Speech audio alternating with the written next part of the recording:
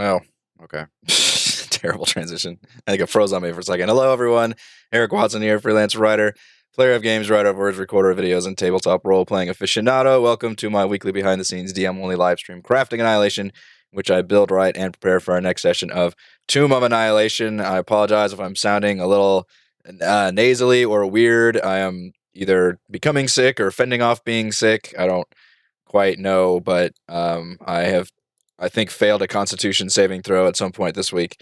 If you're playing characters, Mannix, Kaless, Gillian, George, or Theron, go away lest you become infected by this disease, or maybe just don't watch this video because it's full of spoilers. But for the rest of you, welcome. We stream our Tomb of Annihilation sessions live on YouTube every Friday evening. You can watch all our D&D live series as well as reviews and Let's Plays on my YouTube page and read weekly session recaps at roguewatson.com. You can follow me on Twitter at roguewatson and join our official Discord discussion group with invite links in the description below. If you'd like to support the channel, please check out patreon.com/roguewatson. Shoutouts to my platinum patrons, Andrew, Richard, Joe, Will, Tiny Dancer, Nick, Andy, Grayson, and Chris. And gold patrons, RPG Papercrafts, Charming Grenade, Pretty Boy Numa, Marcos De Vicente, Gilberto, Sean, A.K., Cert2B, Adam, Dead Lizard Lounge, Sam, Rosh, and Lumpy Spuds. Thank you all very much for your support. For our campaign, we use Roll20.net. For streaming, I use Open Broadcaster software with Streamlabs, and I probably should be using some Dayquil or something, but I don't actually feel that bad. I think I sound worse than I am. I spent like half of Tuesday sleeping, which felt nice, and then I felt a lot better yesterday, and I woke up today feeling kind of so-so.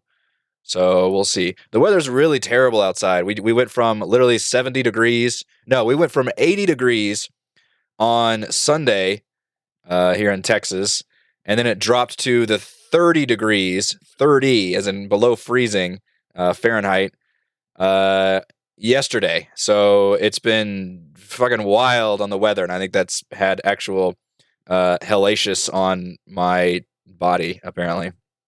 But we're going to get through it together because D&D takes no breaks. Actually, that's not true. It takes lots of breaks, but the DM can't be ill. That's I just won't allow it. So we're gonna do this. I think I am actually feeling fine. It's just a little bit annoying. So now we can discuss Tomb of Annihilation. Sure can. That is what we're here for. A biblical flood. Oh no. Gather all the animals that we care to save. Probably not humans. I don't think humans are probably worth saving at this point. But you know, like bears and dogs and those kind of animals. All right. So what happened previously? I think last week actually went pretty well. It went a lot better. God, I do sound really weird, don't I? Jeez. I got the hack and sniff, which is just terrible. I think it went a lot better than the previous week. The meeting with Fenthaza went very well. I feel like we took our time with it, and the players really played along. And I think it worked out well that I front-loaded the, hey, I'm willing to work with you, rather than the accusatory, you need to start rolling some deception rolls, because I think the players were very much like, had their hands on their gun holsters, metaphorically, and ready to sling out and start killing people. And I didn't necessarily want that to happen. So, although that's always on the table. So I think having Fenthaza wanting to work with them to where even they were like, all right, let's just reveal ourselves at one point and say, haha, we were us all along. And then I used what we discussed, I think, last week in crafting, that Fenthaza actually knew them the whole time. Or at least played along that she knew it was them the whole time. So I thought that was actually a pretty fun little scene. What I probably needed to impart better, though, was the fact that even though Fenthaza knows who they are, that doesn't mean that they necessarily have just free reign to run around. They still have to keep up the appearances of being the disguised purebloods, at least for the ones that she knows.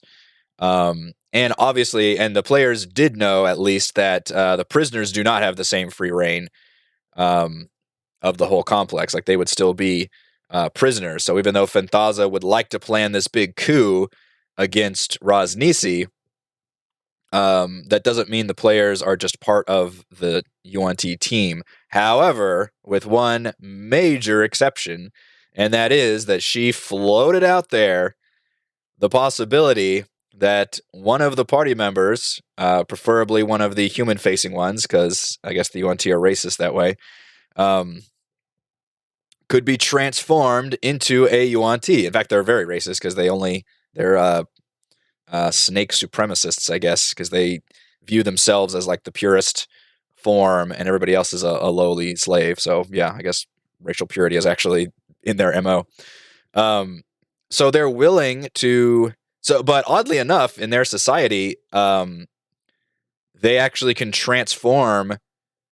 I guess just humans or mostly humans into pureblood. So they will actually accept people into their ranks, but they have to be transformed into a UNT pureblood. And there is actually a whole section about how to do that in this chapter somewhere. Thank you, Nick. I appreciate that. I haven't been sick in like 2 years, by the way. For those of you that have watched our entire Tomb of Annihilation campaign, I don't believe I've been sick for literally any part of it. So that's been pretty cool. I was more than overdue. Last time I was really, really sick. I mean, I think I've had like minor colds before, but like really, really sick. Folks will probably remember in Storm King's Thunder, I straight up missed a week. I was not DMing that campaign, so I could actually miss a week. I was bedridden for days in January. That was bad. But there is a chapter, not a chapter, a section. I guess it's in the ritual area. What is that? Number 9, I think. The Feign. UNT rituals. Fenthaza can arrange for captured human characters to be transformed into UNT purebloods, so they can roam freely within the temple complex and get closer to Rosnisi. The transformation can be undone only by a wish spell or divine intervention. Characters who survive it gain a random form of indefinite madness. A human that undergoes and survives the ritual retains its traits and gains the following UNT racial traits, which mechanically, frankly, I think it's a huge buff for humans. Like, dark vision is huge in D&D. You gain poison spray, animal friendship, targeting only snakes, and at 3rd level, you can cast suggestion once per long rest. So you get built-in spells, you get dark vision, you gain magic resistance, which is also huge, straight up advantage on saving throws against spells and other magical effects, and immunity to poison. Those are really, really good traits. And I was basically trying to sell that to the party because I just think this is a very unique, cool, memorable thing that you can do in a campaign, is actually transform a character from one race to another by their own volition. Now, the ritual process is kind of nasty. Let's see. Preaches to the congregation from the north balcony. As the ceremony reaches fever pitch, she joins the revelers in the blood pool to feast on the slaves before slithering back to her quarters. On occasion, human slaves are transformed into UNT purebloods or brood guards during these rituals. To undergo the change, slaves must bathe with snakes in the blood of sacrificial victims while under the influence of temple drugs. The transformation leaves each slave with 1d6 levels of exhaustion. Once they've shed their old skin, that's horrific. Those who survive the process are taken to their new home in the UNT nests to recuperate. Those who die are fed to the Hydra in Area R21.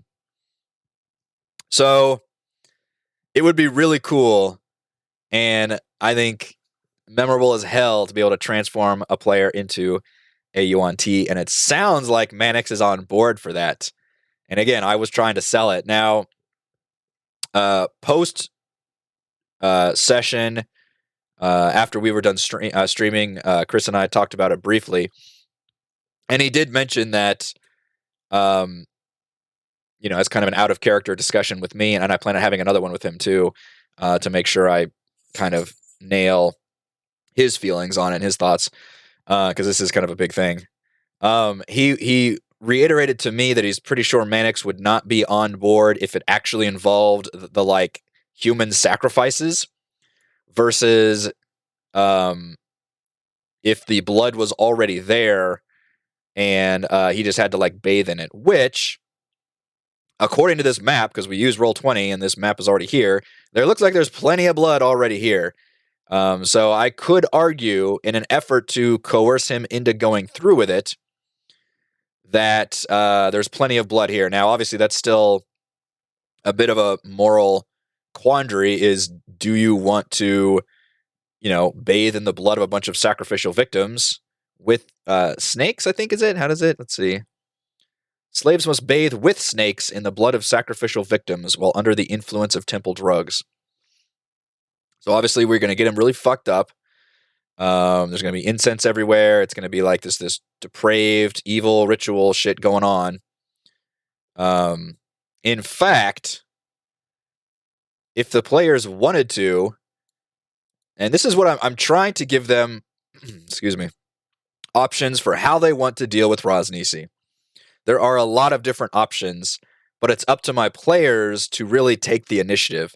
And for example, one of the things they could do is use this ritual as the actual distraction, because it will file in all of the Yuan-Ti, or at least most of them, into this area, which I'm going to have to be prepared about how to move all the freaking tokens around and all that. And this ritual will take, a certain amount of time. Fenthaza will be here. A bunch of attendants and everything will be here to witness this ritual, because it's a big thing. And it will require Mannix to be here in the middle of it, but some of the other players could use that opportunity to slip away and then go deal with Rosnisi at that time, rather than even waiting for Mannix to accept to go through the whole thing. And whether or not he wants to even go through with it is, again, up to him. And yeah, if he gets cold feet, which, I mean, I'm trying to spell out what it entails, because it is ultimately his option. If they want to work with Fenthaza, if they want to have her as an ally, they will need to go through with it. But they don't need to work with her or have her as an ally. It just makes things easier while they're in the Fane, because then she's got their back, at least up until they depose Rosnisi, and then she would probably see them as a threat. But maybe they could still leave amicably with some proper, charisma rolls and things. But I want to try to hint using Ishmael would be the best way to do it, because Ishmael would know this kind of thing, and that's always helpful to have a literal DM that can impart, nudge, nudge, poke, poke advice to the PCs and say, hey, while you're performing this ritual, or, during these rituals, it brings out most of the Yuan-Ti of the entire temple. Like, everybody wants to be a part of it because it's a big, ceremony thing. It's our big get together.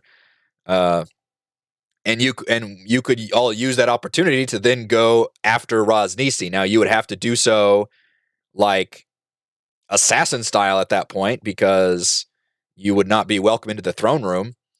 So you'd have to do it very carefully. But there are ways to get there. The throne room would probably be barred. I don't know if this door is actually supposed to be locked or not. I think people could come and go, but obviously it's pretty well guarded. You know what I should have done? I should have posted guards outside of this door. That would have been more interesting. But I think the players have already seen that now. I guess I could still move some guards over there and to say they weren't guards at the moment they saw it.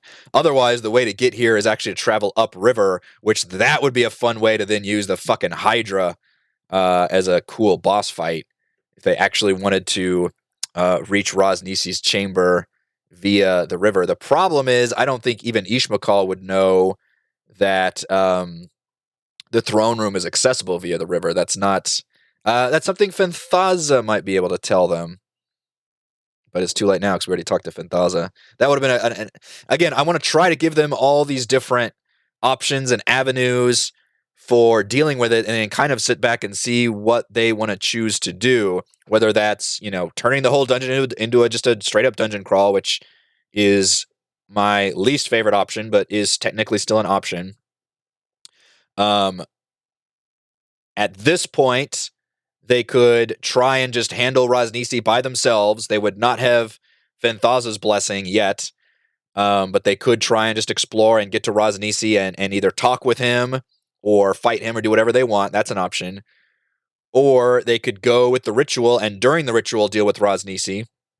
Or they could go with the ritual, complete the ritual, and then go with Fenthaza's plan, which was to incite this big rebellion coup, and that would distract Rosnisi's forces, and then they could go deal with Rosnisi. These are all different viable options they could undertake, and I'm trying to give them all those different avenues. Currently, their main issue is that not all of them have full leave of the area. So we had a brief moment where George obviously teleported to the storeroom, which was great. We love George. Sight unseen, just dealt with the giant awakened snake, which was really funny because that snake is designed to generally be more of a social encounter than a combat encounter, and George played that very well. George was apparently very confused, however, when he tried to roleplay as Ishmael. I don't think he quite understood Ishmael's role, which I know Raymond was late to the party like 2 sessions ago. Maybe that was why. Where he tried to pretend he was the doppelganger, which didn't work and led to this battle down here because the UNT don't realize Ishmael's a doppelganger. That's a undercover thing that's the Red Wizards put in place. So I had to just explain that to him because his character should have known that, which led to this fight, which thankfully he was able to get out of that very quickly. I mean, Gillian and Zandala were there, but he was able to actually take the UNT down just in a flurry of blows. And then I kind of played it up the fact that this... they maybe haven't quite discovered the problem here yet. And I haven't really decided if there's going to be any repercussions. Obviously, this Isara character is a not very attentive, very lazy, vain overseer of the slaves in here, but he would probably notice his guard was gone, and then that would rouse some suspicion. So, you know what I'd probably do? If you notice, I actually put these guys... Well, let me scroll down. Now you can notice. I put these two on the GM layer. They're originally in the Slave Grotto on Roll20, although I couldn't find them in the text as being actually any of these Brood Guards. But I will probably have some... Do these guys actually speak the language? Because I might have a patrol come by. Yes, they do. I'm thinking about having a patrol come by this way and just saying, like, we found a dead body in the storeroom, and the snake's gone. The snake guardian is gone. We think there might be intruders or something. And that will then lead to this being an interesting scenario here. In fact, I'm going to partially shut this door because I believe that's how they said they were going to do it. Let's see. Can you still see? Perfect. I like that. It's a little bit of a crack open. Because Ishmael and Kales are specifically still out here, and what I wanted to do is have the players inside dealing with this scenario in here, and then have a force come up outside, and then these guys have to maybe do an actual social encounter while we're probably in combat over here. So I really like that idea quite a bit. So I'm probably going to have, and it's probably going to be based on George killing that one guard and then slinking away. That guard's body has since been found, especially because he lured that guard in here. And these patrol will be trying to search for like escaped prisoners or something. And I think that would be, it could be an option where Kales wants to try to murder these two very quickly, although she's not in a great spot to do that. I'm thinking more about using maybe social skills to get away, and Ishmael could possibly help with that. Although I'm always going to try to let the players take point. I did railroad them a bit on that session 2 weeks ago, but just because it ended up being the best way for them to get inside, frankly. But from here on out, I really want the PCs to take point on all of these different social checks and cues, and only use Ishmael if they actually like turn to him and say like, or them and say, "Hey, can you help us out here?" So I'm hoping to use Kaless. She can intimidate the guards or do whatever she wants. There'll definitely be some kind of a check here. And if she wants to try to shove them around and murder them, she could try and do that. But obviously, you're not in a sneaky room by yourself. Oops, these guys don't have sight. You're just down the hall from another group of folks who could easily see and hear any signs of battle. Meanwhile, this group inside. So this is the problem the players have to deal with right now, is that while they're waiting for this ritual to take place, which it sounds like, at least at the moment, they are leaning towards doing, they still have these escaped prisoners they have to deal with. Zendala and George were cataloged as prisoners, and Gillian. At some point, they will probably discover that those prisoners are missing. And, probably for the sake of things going on, I probably won't have them discover, because it doesn't look like they actually, there's no actual guards in here, which is interesting. Maybe when they actually start the ritual, and Fenthaza, that would be interesting. If she actually wants to grab some prisoners from here and shove them, because what I'd like to do is, when Mannix is doing the ritual, put some other no-name NPCs in there, and they die from it, just to show that the ritual is not a guaranteed success. But you could also grab the slaves from down here as well. You don't have to get the ones from the prisoner pits. So they went into this magic door, which Mannix was able to open with his magic dagger that he bought, which has the knock spell, which apparently only suppresses the magic of a door. So that's a weird thing. If they try to hunker down, they said they're going to leave it open a crack or something, which is pretty funny. And I was going to let them do that to show the magic door was off. But if anybody examined it or noticed it, they would be able to see it. But you would have to basically have guards not be able to look at it. Or the other thing I can do is have a patrol come by, if the people are still in here, especially if as a way for parties to react to things. So, for example, if Mannix is in the middle of the ritual and the others are literally just hanging out in here, I can then have a patrol come in to grab weapons or something, and then they have to deal with the fact that the party's stuck in here. So that would be the kind of thing I would use. Currently, though, this is probably going to be a fight. We did not have a fight all last session, which is not the first time that's happened, and might probably not be the last. It'll be interesting to see. The actual tomb is full of fights. This is a Bone Naga, which is a creature I have never used in all my years of playing D&D. And it is a guard similar to the gigantic snake in the storeroom, but this one has a passphrase that it demands from anybody who comes in. So not only is the door locked, but this giant fucking skeleton snake appears and demands a passphrase, which tells me there should be some good treasure in here. Tomb of Annihilation is infamously low on treasure, and I've had to add a lot of treasure to compensate for that loot, magic items specifically. And I'm thinking I might want to put something else in here. The only magic item is literally a minor tortoise shell shield that words spoken by the shield's bearer are amplified and sound 10 times louder than normal. That is literally something you give you a level 1 player. Excuse me, blow my nose.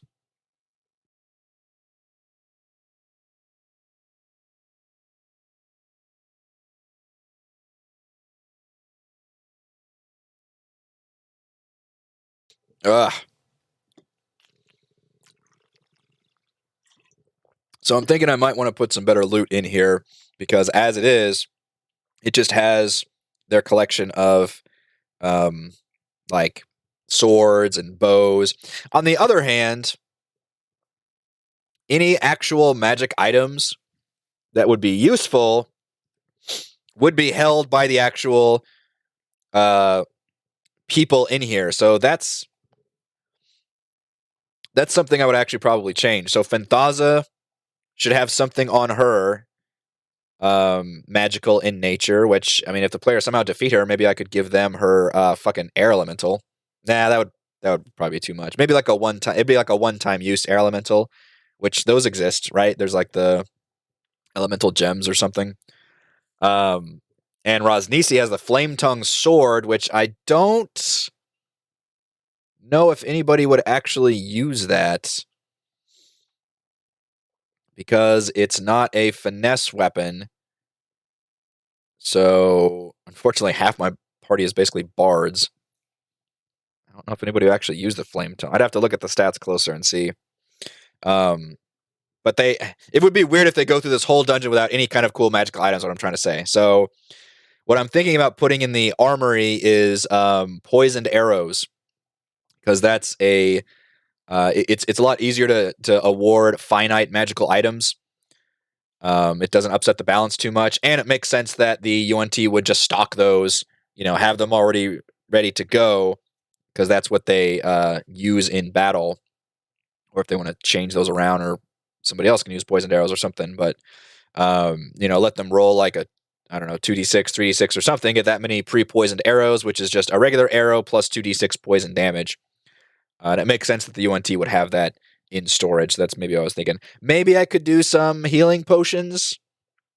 The players would probably appreciate that as some loot. I'd have to go through and see how many they actually have, but I feel like the DM giveth and taketh away with those.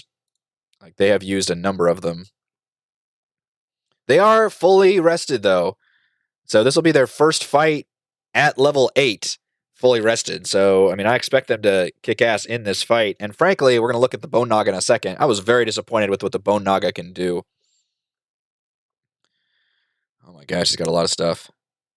Where are your potions? He's got 2 Sending Stones. He's got a Scroll of Arcane Lock. Potion of Water Breathing. 0 potions of healing. 1 potion of Greater Healing. So Manix has got 1 Greater Healing. And yes, the DM does balance the potions versus how many the players have. Kaless has 2 regular potions of healing.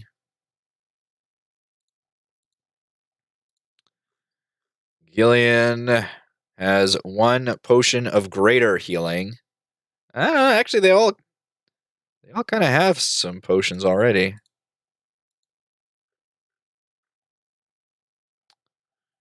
George, a gorgeous velvet pillow. George has no potions. George never takes potions anyway. He enjoys living on the edge. I know how Rimmon operates. He's got his adamantine skeleton equipped. That's funny. I don't actually look at their character sheets very often. Potion of climbing. Shield. Obsidian knife. I don't think Aaron has a potion either. Well, I could still give them, like 2 potions or something. 30-foot whisper would be useful. Yeah.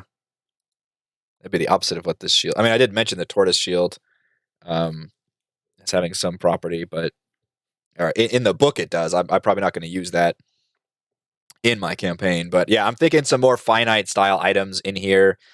Maybe potions of like vial of poison would make sense that UNT would have, because they could. Isn't that an item that exists? You can like coat your weapon in poison, because the UNT are immune to all this poison, so the players wouldn't actually be able to use this against the UNT specifically. Let's see. There's a potion of poison, because it's not like they would have a poison I'm trying to make it make sense. Where would I find that? Under poisons? That just list a bunch of poisons. Different kinds of poisons. Well, I could have them find some of this. I think Kaless really enjoys playing with poisons. Truth serum. Serpent venom. Poison must be harvested from a dead or incapacitated giant poisonous snake. Creature subject to the poison. It's an injury. So, what does that mean, injury? Does that explain it further up here? Injury poisons can be applied to weapons, ammunition, trap components, and other objects that deal piercing or slashing damage. Okay. That's pretty cool. The creature subjected to this poison Must succeed on a DC 11 con saving throw, taking 3d6 poison damage. Excuse me. I can't believe I'm feeling worse today than I did yesterday. That really pisses me off. Taking 3d6 poison damage on a failed save or half as much damage as a successful one. Okay, that's a cool. I could have some vials of serpent venom in there. I was also thinking about putting some poisons in the obvious venom distillery, where Shopel is currently trying to create poison that works against poison immune creatures.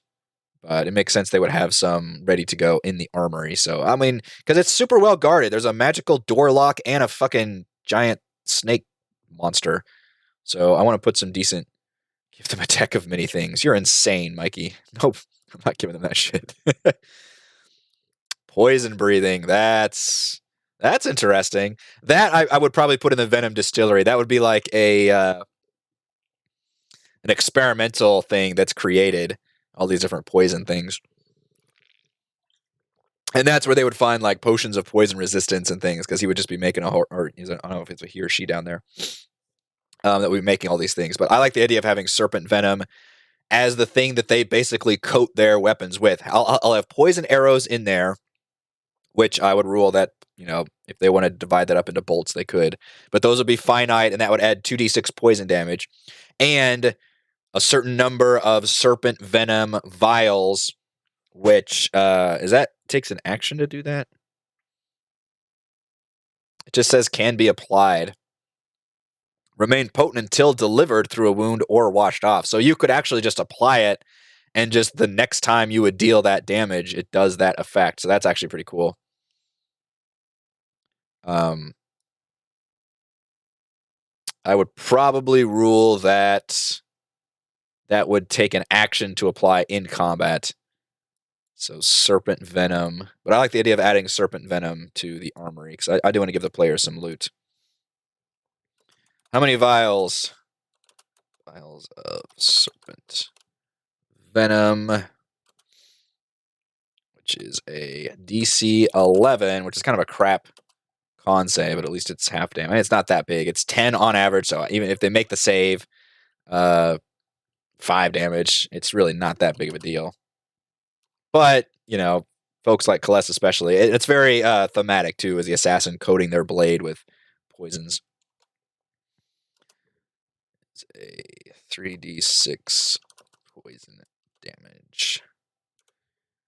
Is 5 vials too many? One for everybody, they could be, or give them all to, Celeste, or divide up however the hell you want to. Don't know if Maddox would be able to coat his green flame blade in serpent venom. I don't know how that works. Even 10 vials of serpent. Now, 5 is probably good. 5 vials of serpent venom. That's until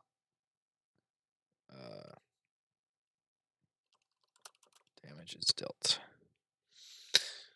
Apply to slashing or piercing weapons. Don't put it on the end of your quarterstaff. Slashing or piercing. All right.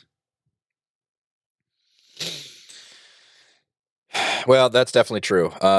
Poison, I believe, is the worst damage type from a player point of view.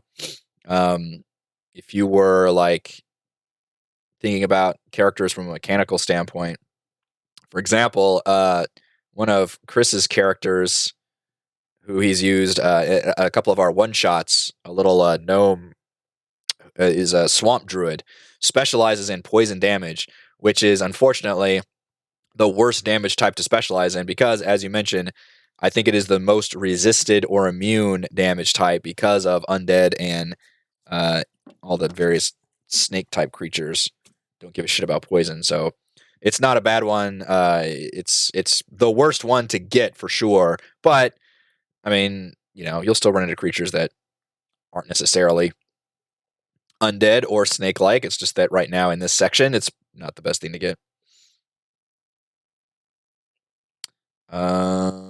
Fireworks, not sure what you mean about poisoning the PCs directly. I don't plan on poisoning them.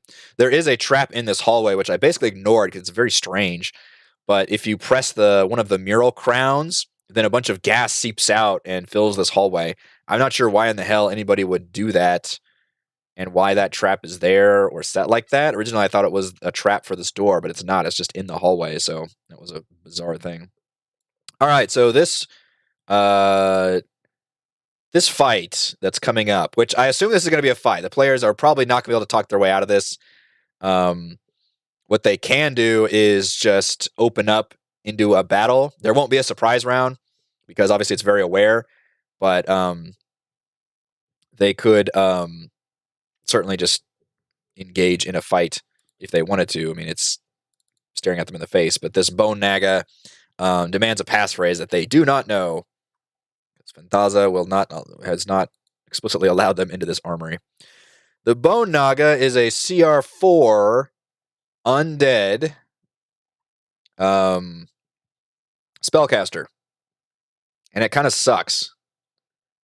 So from what I can read, there are 2 different Bone Nagas that you can create, which unfortunately Roll20 for some reason decided to create neither one in terms of the spell list. But you can either do a Guardian Naga, which is a divine, a cleric-based Naga that uses wisdom, or a Spirit Naga, which is a wizard casting.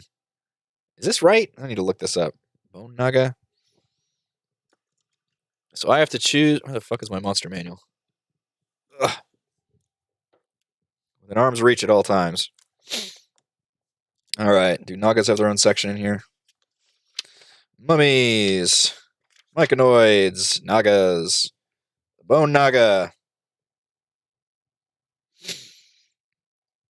Okay.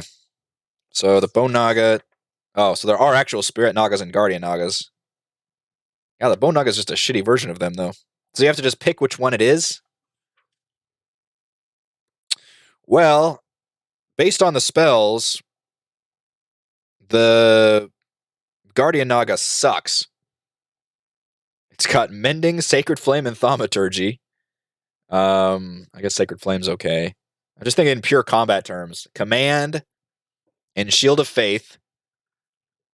I mean, yeah, you can use Shield of Faith, but the odds of an enemy spellcaster having concentration up is terrible. Calm Emotions is, I think, bullshit for fights. Let's look it up. I think it is. Attempt to suppress strong emotions in a group of people. So everybody could just calm down, I guess. For up to 1 minute concentration. I mean, what's the fucking plan there then? I guess you can ring the alarm. It just says in the text. Let's see. Whoops. Dropped all my shit. I'm on that page. Bone Naga. It only attacks creatures who fail to speak the correct passphrase. Characters are given 3 chances to utter the correct phrase before Ukurlahuma attacks. Before it attacks, the Naga uses a bonus action to speak a magic command word that causes 2 Minotaur skeletons to rise from the bones on the floor. The skeletons obey the Naga. So it doesn't say anything about how it fights or anything like that. It's also got Hold Person, which is okay. I think that paralyzes somebody. So the good news is it's got minions it summons. The bad news is it has to survive to summon those minions. And it is literally right next to all the heroes. So there's no kind of like positioning with this poor spellcaster. What I could do is cast Hold Person at 3rd level and target 2 different people. What's your saving throw? DC 12. That's so shitty. Wisdom save. And of course, it's concentration. So how easy it is to just fucking hit this thing like 8 times, and it's only got a +1 on con. It's not going to retain concentration, so screw that. And it's got Bestow Curse. This version really sucks. Any of y'all used a Bone Naga successfully? Is that also concentration? Yes. Why do you have all this concentration? It sucks. Choose the nature of the curse from the following options. Disadvantage on a ability. Disadvantage on attack rolls.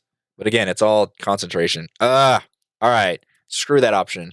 The other option is a wizard who's got Charm Person, Sleep, Ray of Frost, Detect Thoughts, Hold Person, and Lightning Bolt.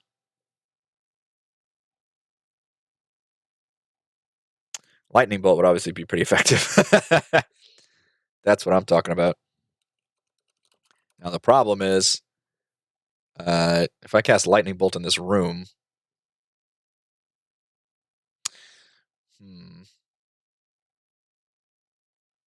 I don't like the idea of this Bone Naga casting Lightning Bolt in this room because the ONT specifically put this Bone Naga in there as a deterrent to protect their goods. Why the fuck would you give your Guardian destructive magic? But now I could use a very much more thematic and more effective spell, which would be... Somebody help me out here. What's a AoE poison spell that I could do in here, like a gas? That would be 3rd level. I think Cloud Kill is the one I'm thinking of, but it's too... I think it's too high. Can we filter... spells? Let's just look at level 3 spells. Is there a poison attack spell at 3rd level? Melf's Minute Meteors. Not seeing one. Stinking Cloud is not damaging though, right?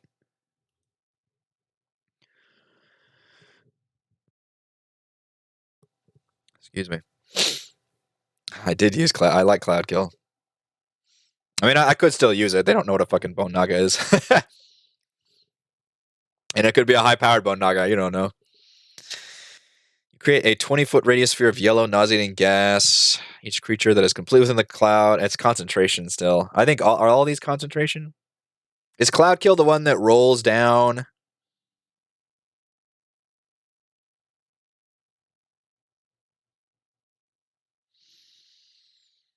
Let's make a con saving throw against poison. On a failed save, the creature spends its action that turn, retching and reeling.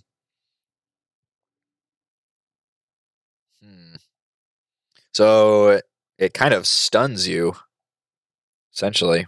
But it's concentration. And that's going to be a problem. But I think they're all going to be concentration, unless I do some kind of just explosive thing.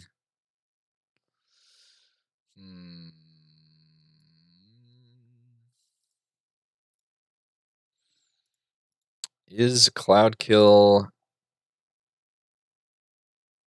Is it level 5? Damn, that's probably too much then.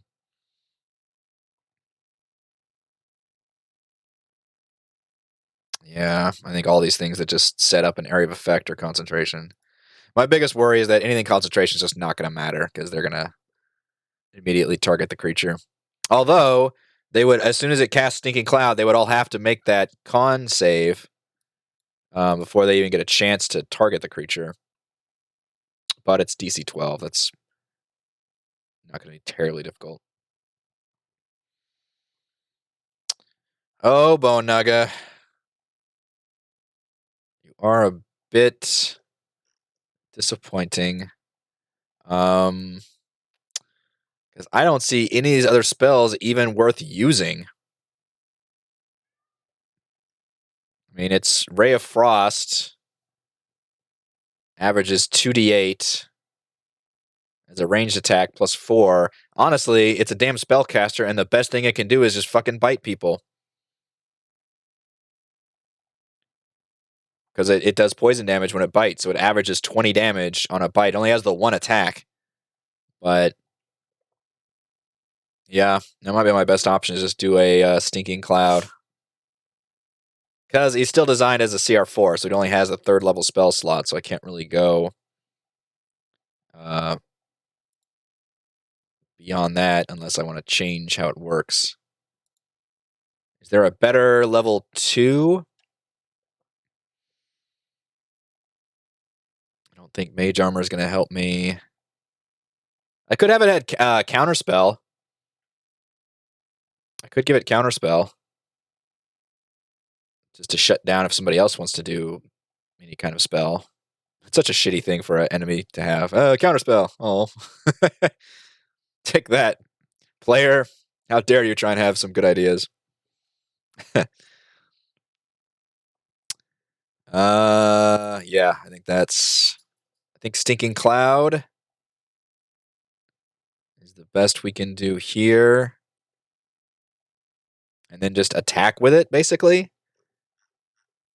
I mean, the biggest thing it does is it summons all these other fucking Minotaur skeletons, which here's the thing that's going to change the balance of this fight. Do I play it legitimately and wait to summon these things on its turn? So I'll give it Stinking Cloud.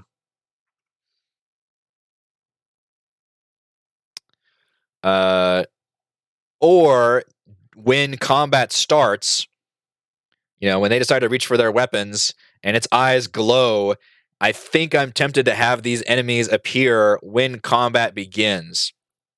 That way, the players can't just assault this thing right off the bat and just take it down. I want to have my Minotaur skeletons in there at the start of the fight. I do not have their creature codex. I have their Tomb of Beasts, not the creature codex. So maybe the Minotaur skeletons will help balance this fight and make it a little better. This is their first fight at level 8, and they are fully rested. So I don't anticipate this to be a challenging fight, but they do have part of their party outside. And I want to have the fact that there are guards coming down the hallway that they'll have to deal with, so that Klus doesn't come rushing into the door. Although they do have Zendala with them, she's got some cantrips, so that gives them power. Theron is currently morphed as a small snake, which is kind of funny. So he's already used one wild shape right now, and if he wants to wild shape into something else, that would be, I think, his last wild shape of the day. I think he only gets 2 per, not the day, per short rest, I guess I should say. Which, as I mentioned, the players would be allowed to short rest in this room if they wanted to, and that would help accelerate things to basically the time of the ritual. What was I doing? Look at the Minotaur skeletons. The Minotaur skeleton is basically just a Minotaur. Undeadified. AC 12 is crap. 67 average hit points. I could go ahead and roll their hit points right now. It's not going to be able to do its charge attack, unfortunately, because this is close quarters. But it does a +6 attack. It does not have multi-attack, but has a pretty nasty hit. Let's roll for hit points together. GR 9d10 plus 18. 71 is an above average Minotaur skeleton, and 61 is a below average.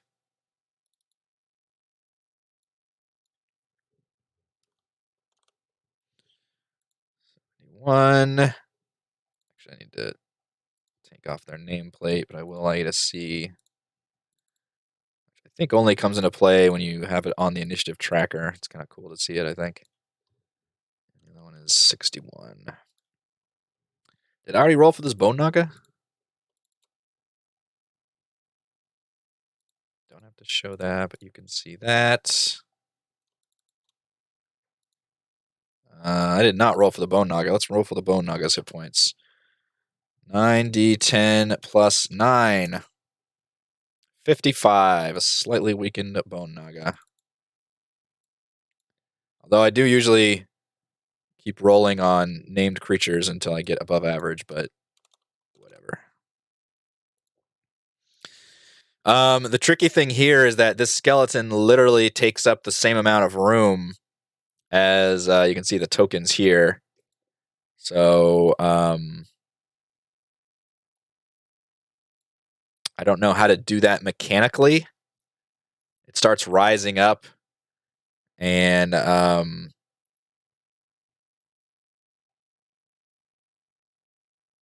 how would you do that if something is summoned basically in your square, to where I don't believe creatures can take up the same physical space, even though it's not obviously 10 by 10 feet wide, but unless you're riding on top of that creature, you're not supposed to be able to take up that same tile space.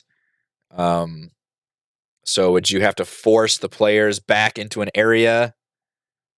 Or would I just summon it like here and make it be like it's pressed against the wall, which would be kind of weird. Not exactly sure how to play that. Rules wise, the snake doesn't have to take up its own spot. 1, 2, 3, 4. But I would probably argue that these two would have to like dodge out of the way as this thing is being summoned. And take up and just reach a different square, basically. But I am leaning towards when combat does happen, describe these other skeletons being raised as a response, and then we all roll initiative and go from there. And at the same time, they will hear guards coming down the hall. And then Ishmael would suggest to Kales, if in case she tries to bolt, say like, "Can you deal with that? It sounds like our friends are dealing with something inside." Because Ishmael's never been in here; he doesn't know, or they don't know what the hell's what kind of security measures are in here. So I expect this will be a nice little fight. The players will be in some close quarters, and they will also have to deal with the fact that they're able to fight in the middle of this dungeon and not turn the entire dungeon hostile on themselves, which will hopefully be the case here. I'm interested to see how Kales handles these guards patrolling down the area. Otherwise, I kind of expect the party to maybe short rest in here, and then we can. I'll tell the players that you think the ritual is going to begin soon. In fact, I can even have the gong being rung, and that would summon people to the ritual area, and then maybe have Sokash come down and see them and be like, "Hey, they're ready for a ritual or something," to kind of explain how that goes down. And at that point, the players can still decide, do they want to go through the ritual, or Mannix will be expected to be there at this point, but it's up to them how far they want to go into it. If he wants to do it, Ishmael will tell the players, "Hey, if you guys want to just try to go after Rosnisi during the ritual, that could be a possibility. You would not be able to get in via the throne room, so maybe Ishmael would suggest, because obviously the throne room doors are right here, so you won't be able to sneak in this way. But maybe they could tell the players, you can reach this river, and they're pretty sure that the river cuts through into the throne room, or that I just don't know how much information Ishmael knows at this point. But the river kind of cuts through this back area. Maybe they know that the throne room is back there, so they can kind of hypothesize that, the river hits the throne room. What I would probably do is put all 3 of these brood guards outside into the ritual area and just leave. In fact, I could almost even. I wonder if Rosnisi himself would attend the ritual. That could be kind of interesting. And then the party would just have to sneak in and grab the cube, maybe even never deal with Rosnisi, which would be kind of disappointing, frankly. Maybe if they did that, I would have Rosnisi like teleport in here or something as a means of catching them. That would be fun. Either way, the party will definitely have to deal with Sekalok. He's kind of like the mid boss of this area, as the official guardian of Rosnisi. So I will either move Rosnisi into here, or because it doesn't make sense to just be hanging on the throne room while the ritual's happening.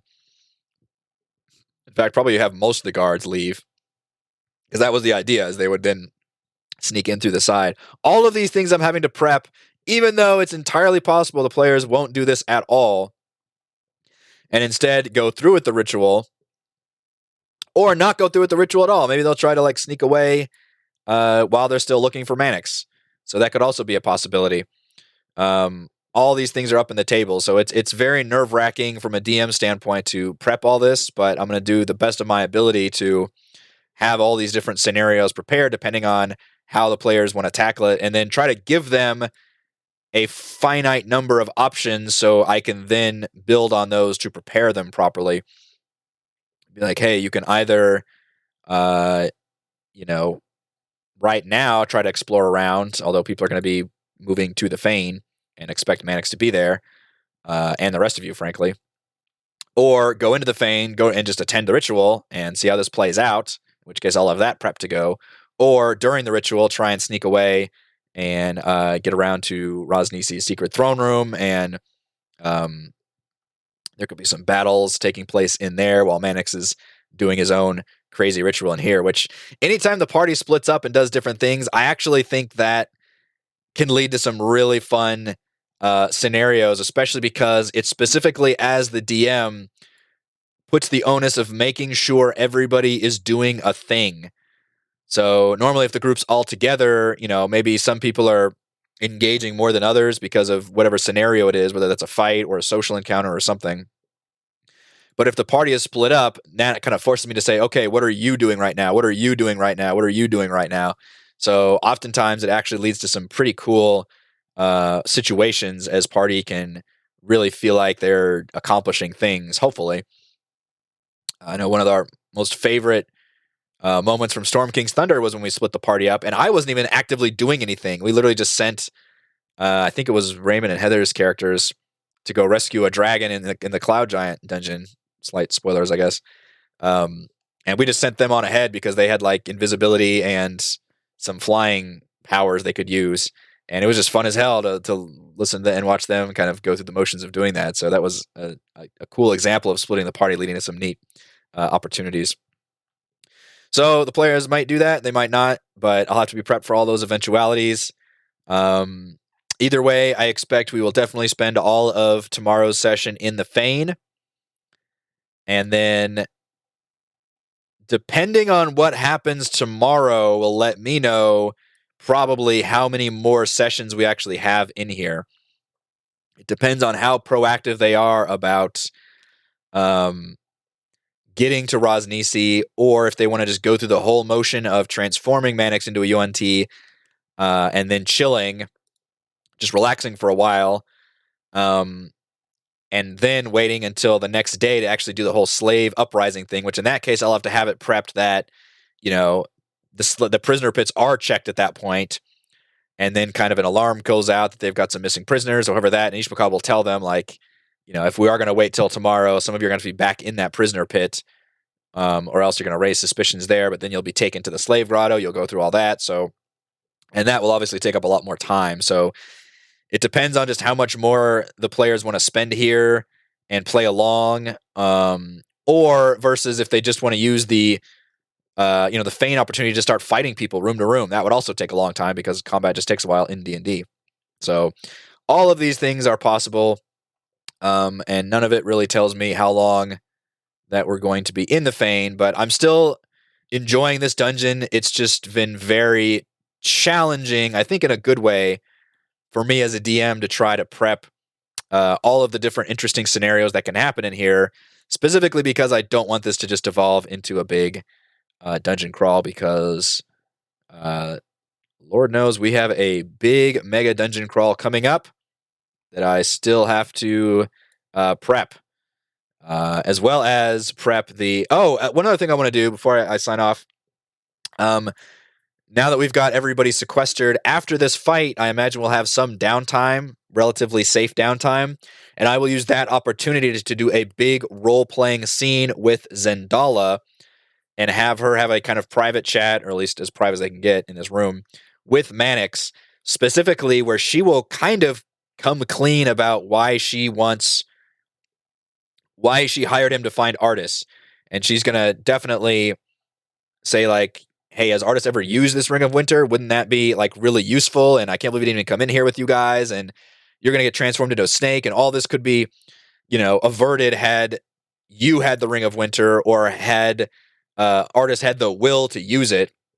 And instead of Mannix convincing Zendala about it after she reveals herself to be only after the Ring of Winter, it will be Zendala convincing Mannix, hey, help me get the Ring of Winter, and we can use this power to stop the Soulmonger.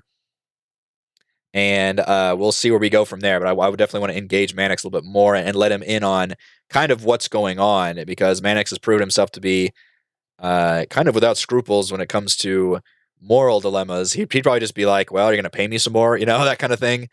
And there will be some insight checks involved in that, which she legitimately does just care about the Ring of Winter, although her altruism about using it is probably a little bit more shadier. But I'll be interested to see what Mannix's response is to that, even though she will be grateful that Mannix obviously is part of the rescue operation to getting her out of the Fane, but ultimately she will still want the Ring of Winter, and hopefully that will play into some interesting scenario that I can build off of when the entire party makes it out of the Fane, and then meets up with Artis and the rest of the party.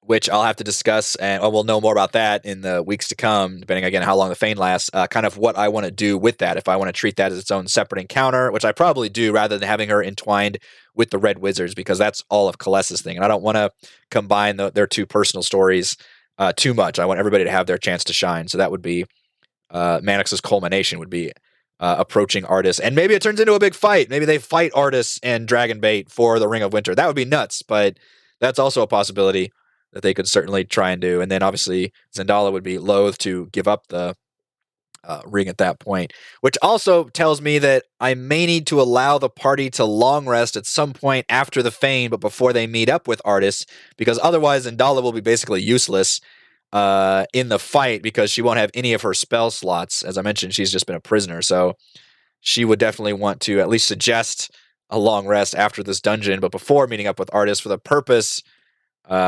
selfish purpose of her just getting back her spell slots. And that will depend on how the party is doing after this dungeon. So we will see how things play out tomorrow with regards to part 3 of the Fane. By the way, fun fact, starting next week, we'll have officially surpassed the number of sessions that was our entire previous campaign. Storm King's Thunder, I looked it up, was 65 sessions from start to finish. And we are going to be on session number 66 starting next week. And y'all, we are not even to the Tomb of Annihilation yet. So when I started this campaign, I had no idea how long it was or how long it would take us. I mean, I don't even know how long this freaking Fane, I don't know how long we're going to be in the Fane. There's going to be at least one session of dealing with the Red Wizards before they get to the tomb, and then and I'm still not sure how many more sessions we have left, because it was how long the tomb is going to take. I'm going to start looking up some information on that and piecing together how long it's taken other people, but it feels like we still have a good chunk of game left. The players are only level 8, and they will reach level 9 whenever they finish the Red Wizards off and get into the tomb, but I mean, they still have a couple levels to go, so it's been pretty crazy. This is a very, very long campaign for us, but I've been enjoying the hell out of it, and I appreciate all of you that are watching it, and especially come in and watch Crafting Annihilation and listen to me ramble on about my D&D plan. So thank you all for joining me for this week's Crafting Annihilation. Patrons, be sure to vote in the polls that went up yesterday. There's one poll for my next Let's Play game because I did end up beating Guild of Dungeoneering on Monday, so I'll actually start my next Let's Play game tomorrow, assuming I'm not like death warmed over. And then the poll on our next DM roundtable, which we will record next Thursday. Be sure to vote on our. I can't even talk right. Vote on our topic for our next week DM roundtable. And I'm going to try to work on feeling a bit better. Yeesh.